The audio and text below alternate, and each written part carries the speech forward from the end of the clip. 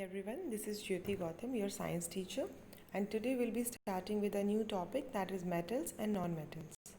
So before we move on to the complexity of metals and non-metals and their properties, let us recapitulate our concept of element, molecules and compounds. Now, here is a periodic table, and you must be aware with the uh, arrangement of different elements in this periodic table. Now the concept came that what are the elements and how many elements are there in our nature. So elements are simple. Elements are made up of same type of atoms, or we can define when same type of atoms combine in a ratio, they form element. For example, if I talk about this oxygen, here it is, the atomic number 8, the oxygen. The oxygen element, it is made up of oxygen atom. When oxygen atom they combine, they form oxygen element. If I talk about sodium, the sodium that is represented with the symbol Na, the sodium element is made up of sodium atoms. Similarly, other elements as well. Now, atom क्या होता है? So atom is the smallest unit of matter. Anything which occupies space and have its own mass is matter, and atom is the smallest unit of matter. जो matter होती है उसकी सबसे छोटी unit क्या होती है? Atom होती है. Matter could be anything. Matter क्या होता है? तत्व होता है. Could be anything. Your pen, paper, chalk, duster, notebooks, almirah, wardrobe, anything you could think of is matter. और हर वो चीज़ जो मैटर है वो किससे बनी होती है? वो बनी होती है एटम से. दैट मीन्स लाइकवाइज जैसे ह्यूमन बॉडी में या फिर लिविंग ऑर्गेनिज्म की जो सबसे छोटी यूनिट होती है वो सेल होती है.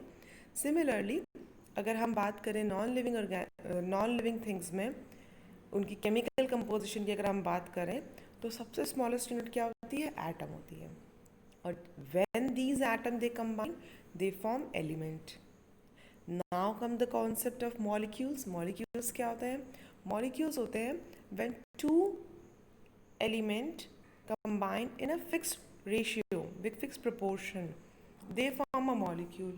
जब दो element combine होते हैं तो वो क्या बनाते हैं? Molecule बनाते हैं.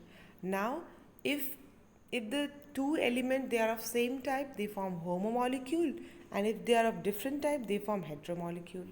अगर मैं बात करूँ O2 तो O2 किससे मिलके बना है? एक ऑक्सीजन से और दूसरे ऑक्सीजन. दैट मीन्स O2 में दोनों ही ऑक्सीजन है. It is a homomolecule. Okay. And if I talk about N2, nitrogen की बात करूँ मैं, similarly nitrogen is also made up of nitrogen and nitrogen. जो नाइट्रोजन मॉलिक्यूल है ये हमारा, ये किससे मिलके बना है? दो नाइट्रोजन एलिमेंट से मिलके बना है.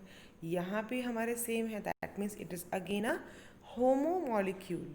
होमो का मतलब होता है same, and hetero molecule means different. So if I talk about H2O is a water molecule है. अब इस वाटर मॉलिक्यूल में क्या है? इस वाटर मॉलिक्यूल में हमारे दो तो हाइड्रोजन है और एक हमारा क्या है? ऑक्सीजन है. ठीक है. यहाँ पे हाइड्रोजन के दो दिख रहे हैं हमें. यहाँ पे हाइड्रोजन के दो एलिमेंट्स हैं और यहाँ पे एक ऑक्सीजन है. So this is made up of two different type of atoms और two different type of element. एक है हमारा हाइड्रोजन, एक है हमारा ऑक्सीजन. तो जो वाटर है वो क्या हुआ हमारा? Water will be are heteromolecule. Water के साथ साथ carbon dioxide also heteromolecule. Okay, ammonia molecules, NH3. So molecule is when two different elements combine, they form molecule. If they combine, if two similar element combine, they form homomolecule. If two different elements combine, they form heteromolecule. Now there are all in all 118 elements in our nature. In periodic table there are 118 elements. Out of those 92 are naturally occurring elements and rest are the artificially made or the man-made elements. In past recent years two more elements have discovered, but they have not, assembled till date in the periodic table, and even they have not categorized it, they have not even nomenclatured. So in this periodic table, you can easily see the non-metals, the metals, and the metalloids. These are the metals on the extreme left side of periodic table. These are the non-metals, and the zigzag line, this zigzag line which is shown in between the metals and non-metals, having almost 7 to 8 elements only, they are metalloids. We'll be discussing about what are metalloids and non-metals. So here hydrogen is an exception. Hydrogen is placed over the left side of the periodic table, but hydrogen property shows that it's not a metal, it's a non-metal. Okay, so metal, they have certain qualities, non-metals have certain qualities, and metalloids are those elements which share qualities of both metal as well as non-metal. That means metalloids क्या होते हैं, जिनमें metal की qualities भी होती हैं और non metal की क्वालिटीज भी होती हैं. Okay, now if we talk about the qualities or the properties, we have two main categories of properties. एक होती है हमारी फिजिकल प्रॉपर्टीज और एक होती है हमारी chemical properties. Now the physical properties, the properties जिसमें हम आउटर लुक देख करके हम उसको आइडेंटिफाई कर सकते हैं. सपोज एक आयरन का बार है मेरे पास, या फिर I have a gold chain, I can easily mention it's qualities कि बाहर से देख करके वो गोल्ड चेन कैसी दिख रही है, मुझे शाइनी दिख रही है, ओके, हार्ड होती है, सॉलिड फॉर्म में है. तो these are the physical properties. The second is the chemical properties. ना केमिकल प्रॉपर्टीज क्या होती है? केमिकल प्रॉपर्टीज होती है कि वो जो गोल्ड है या आयरन बार है, when ever it is reacted with the chemical, when ever it is reacted in the air with the oxygen, with the water, with any other acid और bases, how will it react. So chemical properties, उसकी chemical composition क्या है और वो किस तरह से बाकी केमिकल्स के साथ रिएक्ट कर रहा है. Okay, so we'll be discussing about both the physical properties and chemical properties of metals as well as non-metal. Here are some of the physical properties of metals. Metals are solid. Almost all metals are solid. There is only one exception of mercury. Mercury is the only exception. It's represented by Hg. Mercury को हम Hg से represent करते हैं. Mercury is the only metal which is a liquid state. Mercury के अलावा बाकी जितने भी हमारे मेटल हैं वो सारे क्या हैं, हमारे सॉलिड फॉर्म में होते हैं. The second physical properties, metals are very hard. Yes, you cannot cut a metal with a knife or any other sharp material. Metals are generally very hard. But यहाँ पर भी हमारे साथ क्या है, कि एक्सेप्शन है, that the lithium, potassium and sodium. Lithium, potassium and sodium, ये हमारे क्या है, lithium is represented by Li, potassium को हम K से रिप्रेजेंट करते हैं और सोडियम को हम रिप्रेजेंट करते हैं N और A से. Capital N and small a. Lithium, potassium and sodium, ये जो तीन हमारे एलिमेंट्स हैं, ये कैसे हैं, ये हमारे सॉफ्ट फॉर्म में होते हैं. Sodium is in fact that much soft that you can even cut that with knife or a blade. Sodium को हम ब्लेड या नाइफ की हेल्प से कट कर सकते हैं, वो इतना सॉफ्ट होता है. So exceptions are always there in chemistry. Then metals, they have very much of shine, brightness and luster. Luster is like whenever the outer surface is shiny. So metals are generally so shiny and lustrous. The fourth point is metal are malleable. Malleable का मतलब होता है बेटा कि when you can beat it easily into thin spreads or sheets. Malleable, like you must have used aluminium foil. Your mother must have used aluminium foil for wrapping your food materials. आपने silver foil खाई होगी which is edible. Sweets के ऊपर, मिठाइयों के ऊपर हमें देखने को मिलती है. So metals are malleable. That means we can beat metal into very thin sheets. हम जितनी पतली शीट चाहे उतनी पतली शीट में हम मेटल को बीट कर सकते हैं. ओके, सो ईजिली हम उसको स्ट्रेच करके बीट कर सकते हैं, जैसे कि एल्यूमिनियम फॉइल हो गया. इनफैक्ट गोल्ड फॉइल भी होती है. चांदी का वर्क, दैट मीन्स सिल्वर फॉइल, जो हम अपने स्वीट्स पे यूज़ करते हैं. Then metals are ductile. Ductile का क्या मतलब होता है? डक्टिल का मतलब होता है, okay, these two words are a bit confusing, but they are the most important quality, they are the most important physical property, the malleability and the ductility. Malleability is when it can be spread into thin sheets, beaten into thin sheet, and ductile means जब हम किसी भी metal को खींच करके पतला तार बना सकते हैं. That means when it can be drawn into thin wires. Okay.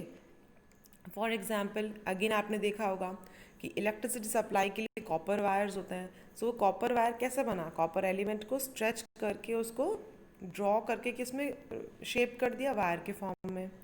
ठीक है. सेम गोल्ड चेन रिंग्स होती हैं. रिंग्स क्या होती है? आपके सर्कुलर लूप्स होता है, तो वो वायर बन के ही लूप बना होता है.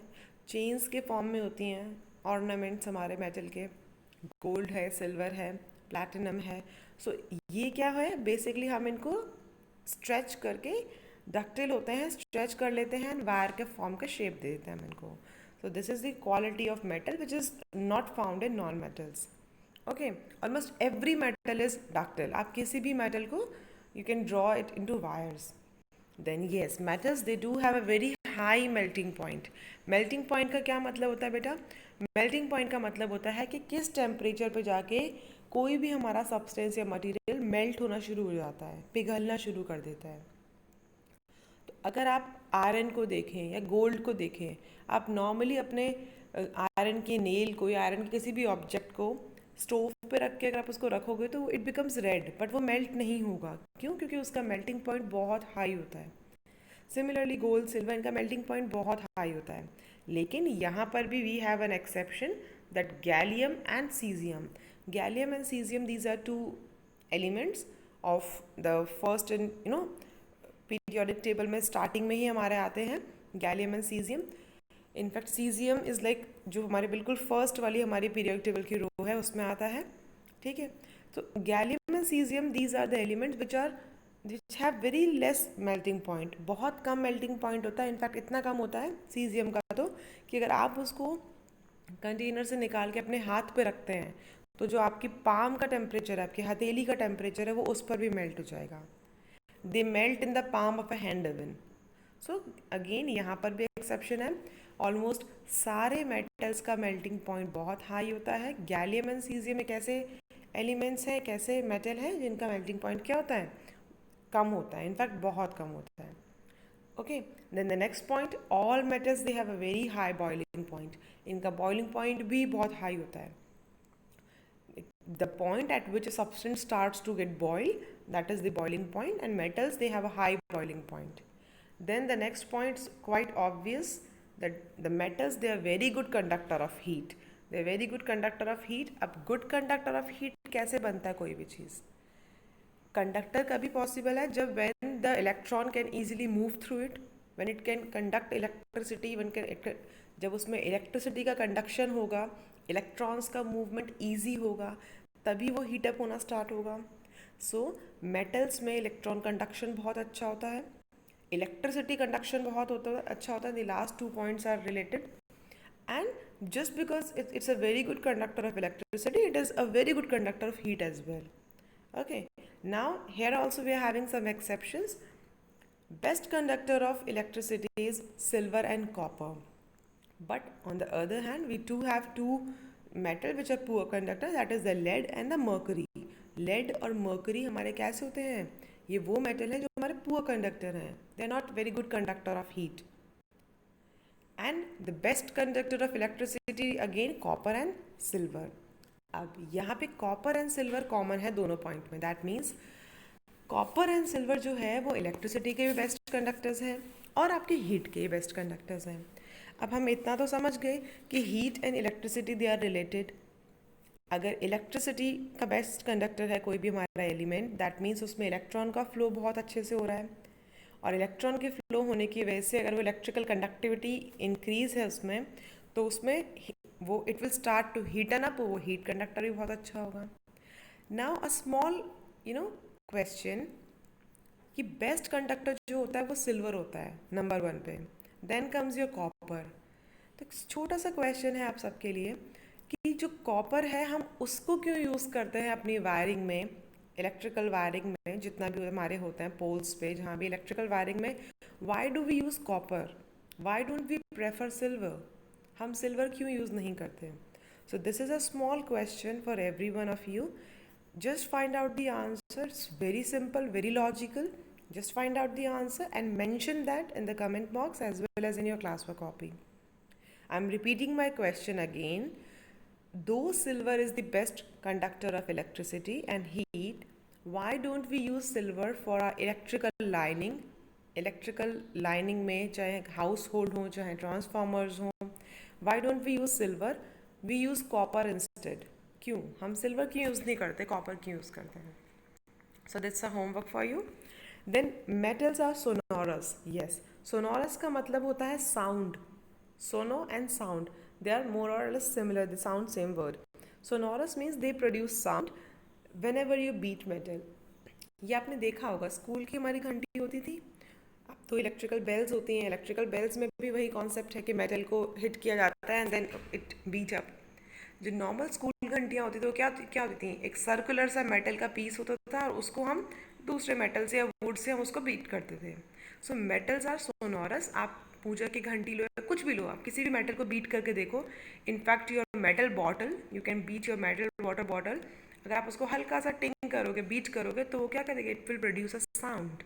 सो मेटल की फिजिकल प्रॉपर्टीज़ हैं ये सारी. That metals are sonorous, they are hard, they are solid, they're lustrous, they're malleable, they're ductile, have a high melting and boiling point, and very good conductor of heat and electricity. Here are some of the pictures of metal. The copper wire, the lead tins, tin ये हमारे जो shelters होते हैं उसमें use हो जाती है. Then nickel, then steel and zinc. Then again the physical properties of non-metals. Non-metals, just a second. Yeah, non-metals.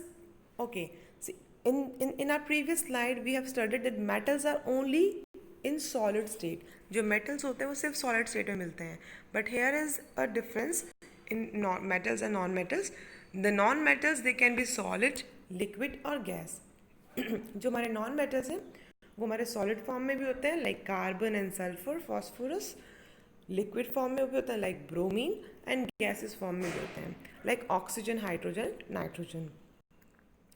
Oxygen हमें इन्वायरमेंट में गैसेस फॉर्म में मिलती है, हाइड्रोजन हमें गैस फॉर्म में मिलती है, नाइट्रोजन गैस फॉर्म में मिलती है, और उसके अलावा हीलियम है, आर्गन है, ये सब भी हमारे किस फॉर्म में है, गैस फॉर्म में है. जो मेटल नॉन मेटल्स हैं वो तीनों स्टेट्स में मिलते हैं हमें, सॉलिड, लिक्विड एंड गैस में. ना नॉन मेटल्स आर सॉफ्ट. जहाँ पे हमने पढ़ा था कि मेटल हार्ड होते हैं, वहीं पे नॉन मेटल क्या होते हैं, सॉफ्ट होते हैं. बट यहाँ पे एक एक्सेप्शन है, diamond. Diamond is the hardest natural substance. ये हमारा डायमंड नॉन मेटल में नहीं आएगा, नॉन मेटल में, but you can not find diamond in your periodic table. Diamond आपको पीरियोडिक टेबल में कहीं पर भी नहीं मिलेगा. क्यों? क्योंकि it is not as it is present, it is in fact allotropic form of carbon.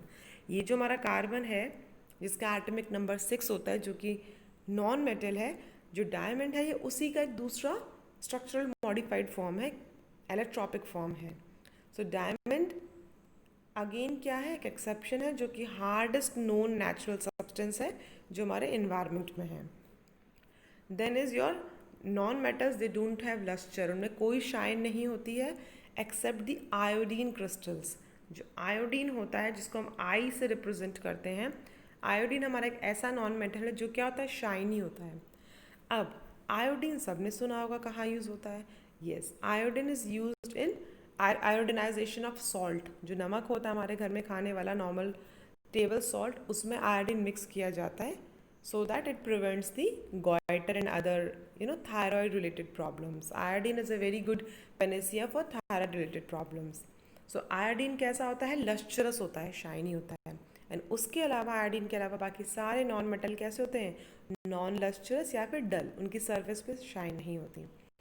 Then non metals कैसे होते हैं, non malleable and non ductile. मतलब इन नॉन मेटल्स को हम ना तो हम थिन शीट्स में बीट कर सकते हैं, ना ही हम इनको वायर्स में ड्रॉ कर सकते हैं. जस्ट इमेजिन कि अगर आप कार्बन है, कार्बन को अगर आप बीट कर रहे हैं, तो do you think that it will beat into thin and small sheets? No, it will break down. जो कार्बन है अगर हम उसको बीट कर रहे हैं, सल्फर को बीट कर रहे हैं, तो बीट नहीं होगा, ना ही वो ड्रॉ होगा, वो क्या होगा, वो टूट जाएगा. The non-metals which are solid and liquid, they have a low melting point. Yes, यहाँ पे एक एक्सेप्शन है कि जो गैसेस वाले नॉन मेटल्स हैं उनका मेल्टिंग पॉइंट कंपैरेटिवली हाई होता है, बट जो solid and liquid non metals हैं उनका मेल्टिंग पॉइंट क्या होता है, लो होता है. सिमिलरली जो solid and liquid non metals हैं उनका बॉइलिंग पॉइंट भी लो होता है. Okay, non-metals are bad conductor of heat as well as electricity. Here also graphite is an exception. Graphite क्या होता है, ग्रेफाइट अगेन आपको पीरियोडिक टेबल में नहीं मिलेगा, but it is an again allotropic form of carbon. जैसे कि मैंने अभी आपको ऊपर बताया that the diamond is an allotropic और structurally modified form of carbon. Similarly graphite is also structurally modified form of carbon. Then non metals are not sonorous. आप जो नॉन मेटल्स हैं आप इनको कितना भी बीट करें, टिंग करें, they will not produce sound. Okay, non metals are non sonorous. On the other hand metal क्या होते हैं, वो सोनोरस होते हैं. So non metal physical properties of non metal are they can be in solid, liquid and gas, all three states. They are soft, they do not have luster, non-malleable, non-ductile, generally have low melting and boiling point, bad conductor of heat and electricity, and are non-sonorous. हाँ, exceptions are always there. Here are some of the pictures of non-metal: the diamond, then the carbon powder, carbon piece, phosphorus, sulfur, boron, arsenic, antimony. No, antimony is metalloid. But the elements they are present in the box, these are the metalloids. Yes, they are non-metal, these are the metalloids. Metalloids कौन से हैं आपके, boron, silicon, germanium, antimony, arsenic. Okay, now metalloids क्या होते हैं, metalloids again like I have mentioned, they share the property of metal as well as non-metal. मतलब इनमें कुछ प्रॉपर्टीज तो मेटल जैसी होंगी, कुछ कैसी होंगी, नॉन मेटल जैसी. Okay, now moving on to the chemical properties of metals. The first is how do they react with oxygen. Metals they generally react with oxygens to form metal oxides. Metal oxides बनते हैं. अगर हम बात करें magnesium की, Mg, अगर magnesium है Mg, when it reacts with oxygen O2, ये क्या बनाएगा आपका, मैग्नीशियम ऑक्साइड बनाएगा, MgO. ओके, अगर हम बात कर रहे हैं कॉपर की, तो कॉपर हमारा क्या बना रहा है, when copper is heated and combined with oxygen it form copper oxide, CO. Aluminium oxide. Okay, beryllium oxide, sodium oxide, potassium oxide. तो मेटल क्या कर रहे हैं, metal form metal oxides. Now the metal oxides, उनका जो basic nature है वो क्या होता है, metal oxides are basic in nature. जो मेटल के ऑक्साइड्स होते हैं वो किस तरह के होते हैं, वो बेस होते हैं. Basic means basis. Just a second, base, acid, basis and salts आपने पढ़ा होगा अपने प्रीवियस क्लास में. तो जो मेटल की ऑक्साइड्स होते हैं वो किस तरह के होते हैं, उनका जो नेचर होता है वो कैसा होता है, बेस होता है. ठीक है, बेस मतलब when I dissolve this copper oxide और when I dissolve potassium oxide in water, वो क्या बनाएगा, पोटेशियम हाइड्रोक्साइड. सोडियम ऑक्साइड को अगर मैं डिजोल्व करती हूँ पानी में तो क्या बनाएगा, सोडियम हाइड्रोक्साइड. तो ये जो हाइड्रोक्साइड होता है क्या होता है, बेस होता है. इनका pH कितना होता है, मोर देन 7 होता है. Okay, then when metal they react with water, they form metal hydroxides and metal oxides, and they also releases the hydrogen. Sodium को अगर हम वाटर से रिएक्ट करेंगे तो it form sodium hydroxide with the emission of water molecule, sorry, hydrogen molecule. Similarly, ये K is a symbol of potassium. Potassium को अगर हम वाटर से रिएक्ट कराएंगे तो पोटेशियम क्या बनाएगा, potassium hydroxide. Calcium hydroxide. Aluminium will form aluminium hydroxide and iron will form iron oxide along with emission of hydrogen molecule. Now the concept came कि they form hydroxide and hydroxides are bases. So the non-metal, they see metal form hydroxides and these are the basic in nature.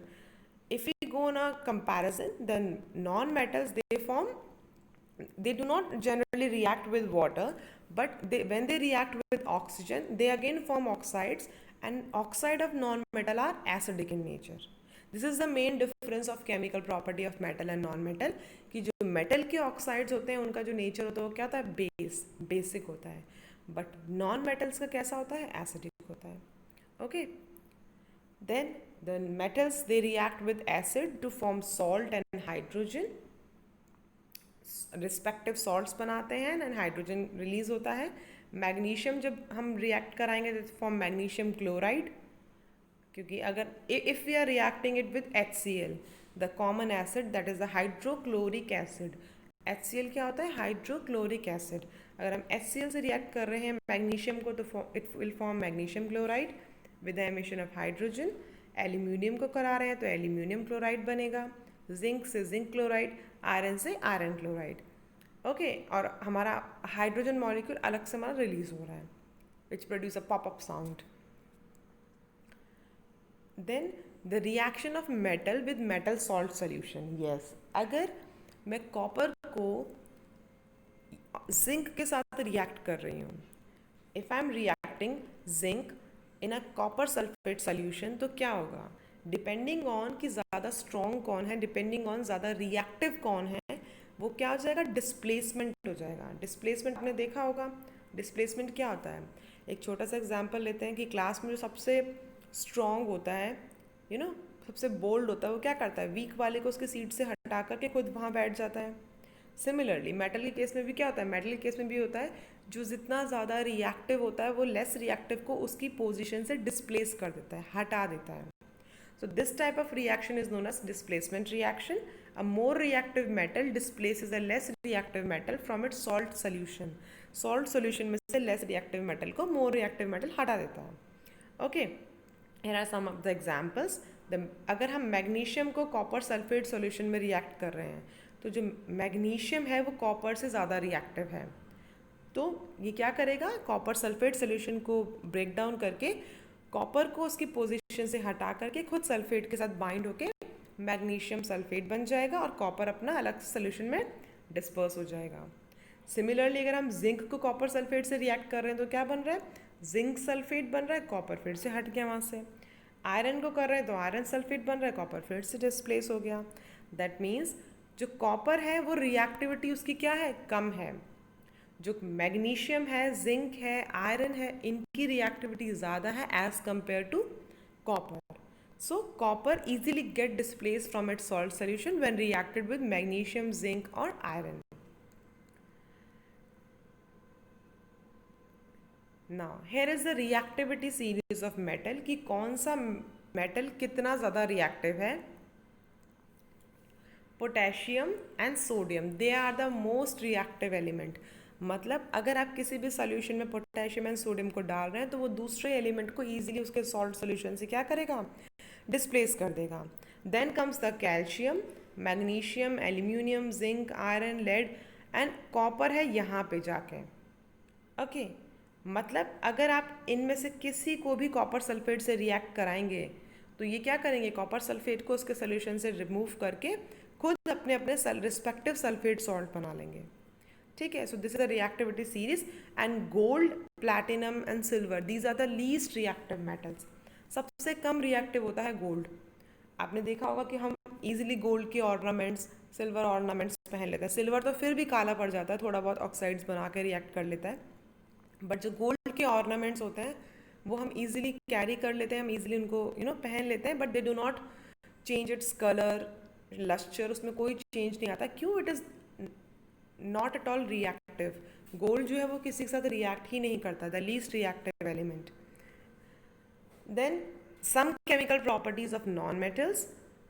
Non-metals, their reaction with oxygen, they again form the non-metal oxides. वो क्या करते हैं, वहाँ पर भी हमारा non-metal का oxide formation होता है, बट ये जो non-metal के oxides होता है इनका जो nature होता है वो कैसा होता है, acidic. मतलब when we dissolve this SO2 in water, it will form sulfuric acid. अब यहाँ पे हमने क्या किया हुआ है, हमने किया हुआ है कि जो नॉन मेटल है हमारा सल्फर या carbon, when we reacted with oxygen, इसने क्या फॉर्म किया, सल्फर डाइऑक्साइड. यहाँ पे क्या फॉर्म हुआ, कार्बन डाइऑक्साइड. ठीक है, अगर इसी सल्फर डाइऑक्साइड को मैं वाटर में डिसॉल्व करती हूँ, इस ऑक्साइड को if I am dissolving it in H2O, this will form H2SO4, H2SO4 क्या बनाएगा? H2SO4. Just a second, I will write it down. H2SO4. ठीक है, ये क्या है आपका? Sulphuric acid, HNO3. अगर मैं यहाँ सल्फर की जगह मैं नाइट्रोजन को ऑक्सीजन से रिएक्ट करती हूँ तो क्या बनता है? NO2. और जब इस NO2 को मैं वाटर में डिसॉल्व करती हूँ तो क्या बनेगा? HNO3, nitric acid, cupric acid. So the basic concept is कि जो नॉन मेटल के ऑक्साइड्स होते हैं उनका नेचर कैसा होता है? एसिडिक होता है. और मेटल के ऑक्साइड्स का नेचर कैसा होता है? बेसिक होता है. मेटल ऑक्साइड्स क्या बनाते हैं? हाइड्रोक्साइड्स बनाते हैं. और नॉन मेटल ऑक्साइड्स क्या बनाते हैं? एसिड्स बनाते हैं. ठीक है. Now non-metals, they do not react with water, they generally do not react with water, and this is the reason that we prefer to store them in water. The highly reactive non-metal जो air के साथ react करते हैं, मतलब यहाँ पे जो reaction with oxygen, oxygen is present in air only. So oxygen के संग जब वो रिएक्ट करते हैं तो कुछ नॉन मेटल ऐसे हैं जो बहुत विग्रसली यानी कि बहुत इंटेंसली रिएक्ट करते हैं. They just burst up, they catches fire, उनमें आग लग जाती है. तो उस केस में हम क्या करते हैं? हम उन्हें वाटर में स्टोर करते हैं for avoiding that vigorous reaction of those non metal with the oxygen और the air. So generally non-metal do not react with water, though they may be reactive in air, and such non-metals are stored in water. Yes, phosphorus is a reactive non-metal. So phosphorus is a very reactive non-metal जिससे हम क्या करते हैं? हम water में store करके रखते हैं because it catches fire so vigorously and so intensely if it is exposed in air. So to prevent that contact of phosphorus with the atmospheric oxygen हम उसको वाटर में स्टोर करते हैं. वाटर क्या कर रहा है? एटमॉस्फेरिक ऑक्सीजन को कट कर रहा है फॉस्फोरस से रिएक्ट करने में. There is one, yeah, here I would like to mention one more concept like sodium. Sodium is a metal. Sodium is not a non-metal. Sodium क्या है? हमारा मेटल है, बट वो भी बहुत ज़्यादा रिएक्टिव है. तो हम उसको किस में स्टोर करते हैं? अब सोडियम मेटल है तो वो हमारा एयर के साथ यानी कि ऑक्सीजन के साथ भी रिएक्टिव है और वाटर के साथ भी रिएक्टिव है. मतलब एयर के प्रेजेंस में भी और वाटर के प्रेजेंस में भी sodium is it catches fire. It's very highly reactive है. हमने यहाँ रिएक्टिविटी सीरीज में पढ़ा भी था इधर कि पोटेशियम सोडियम क्या होता है? मोस्ट रिएक्टिव होते हैं. दे इजीली कैचेस फायर, बहुत जल्दी डिस्प्लेसमेंट शो करते हैं. They just burst up with a fire. So हम फॉस्फोरस को हमने वाटर में स्टोर किया है. क्यों? क्योंकि वो नॉन मेटल है, वाटर से रिएक्ट नहीं करेगा. लेकिन जो सोडियम है वो मेटल है और वो वाटर से भी रिएक्ट करता है, एयर से भी रिएक्ट करता है. तो हम उसको कहाँ स्टोर करते हैं? We store in kerosene oil. ठीक है. तो जस्ट रिमेंबर दिस कॉन्सेप्ट कि सोडियम को हम केरोसिन ऑयल में डिप करके रखते हैं हमेशा. Then non metal reaction with acid. Non metals they don't react with acid. अगर आप कार्बन को या सल्फर को एसिड से रिएक्ट कराओगे तो they do not react with acid. Then in our next lecture we'll be discussing about how do the metals and non-metals react. Metals and non-metals वो actually react कैसे करते हैं, किस तरह से वो काम करते हैं. ठीक है. So I hope this much of concept is clear to you about the physical properties, about the chemical properties. Okay, the reaction, the the main difference between elements and molecules, homomolecules and heteromolecules, atoms क्या होते हैं, matter क्या होता है. I hope this much concept is clear to you, and if you come across any doubt, you can ask me anytime. Thank you so much.